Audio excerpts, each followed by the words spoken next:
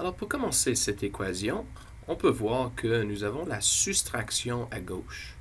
Et l'opposé de la soustraction, c'est l'addition. Alors on va additionner 5 parce que notre objectif est d'isoler la variable. Alors on va faire l'opposé.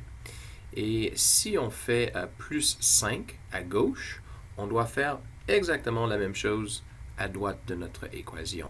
Donc plus 5 à gauche aussi. Alors maintenant, on peut continuer. Et on peut voir ici que on a créé 5 paires nulles à gauche de notre équation. Et négative 5 plus 5 égale 0.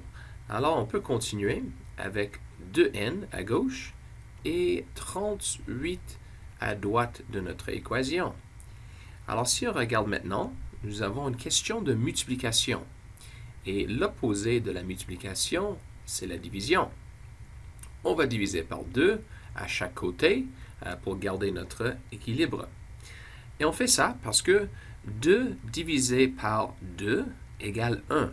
Alors maintenant, il reste seulement un n qui est notre variable. Et à droite, nous avons 38 divisé par 2 pour une réponse de 19. Avec cet exemple, on va enlever le 15 ici. Alors le 15 ici est positif, donc on va enlever 15 à droite de l'équation. Et si je fais moins 15 à droite, je dois faire exactement la même chose à gauche de mon équation.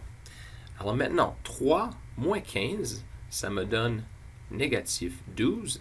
Et ici, on peut voir que nous avons créé 15 paires nulles, parce que 15 moins 15 est égal à 0.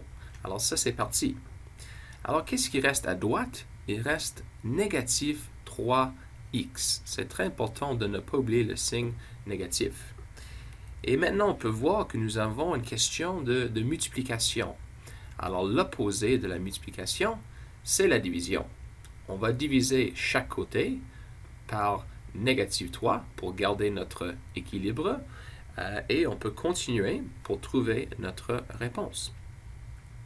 Alors à gauche de mon équation, on peut voir qu'il reste positif 4 et encore négative 3 divisé par négative 3 égale 1 ou simplement 1x. Alors nous avons notre réponse de positif 4 et on peut vérifier notre réponse si on place la variable ici. Alors si on fait 3 moins 4, c'est 12. 15 moins 12 égale 3, c'est correct.